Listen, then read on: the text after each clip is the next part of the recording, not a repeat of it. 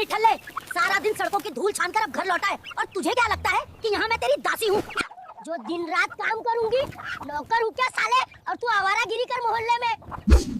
तू तो बस सारा दिन बिना बात के ही चिल्लाती रहती है और तुझे क्या पता कि बाहर दोस्तों के साथ बैठकर दुनिया की कितनी बड़ी चर्चा होती है। घर का पंखा खराब है और नल टपक रहा है, पर तुझे तो बस बाहर लफंगों के साथ पंचायत करने और फ्री की चाय पीने से फुर्सत नहीं। जब देखो तब घर के कामों का रोना रोती रहती है, जबकि मेरी बेचारी बूढ़ी माँ घर का सारा काम करती है और तू बस चिल्लाती है।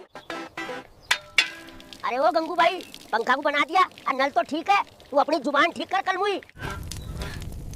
तेरी माँ तो उस गली की नंबर 1 चुगलखोर है जो सारा दिन मेरी बुराई करती है और तू उसका पक्ष लेकर मेरा ही बचा कुचा खून पीता है। हरामखोर, अपनी बूढ़ी माँ को समझाता क्यों नहीं है रे? मेरी माँ को बीच में मत ला, वरना मैं भी अपनी वाली पर आ गया तो तुझे नानी याद आ जाएगी और तू फिर मायके भागने का बहाना ढूंढेगी। बर्तन पहाड़ की तरह पड़े हैं और झाड़ू तक नहीं लगी, पर नवाब साहब को तो बस बाहर मटकने और दूसरों के फटे में टांग अड़ाने की आदत है।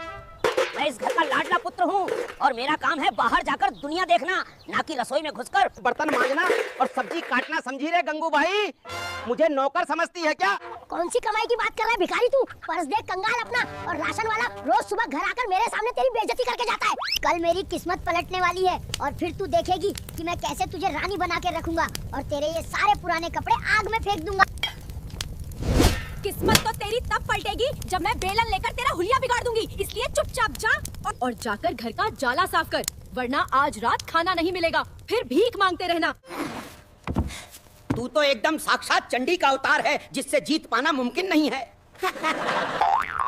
अब आई ना अकल ठिकाने, वरना मैं तो तुझे सीधा पागल खाने छोड़ने वाली थी और अब से घर में गंगूबाई का ही हुक्म चले।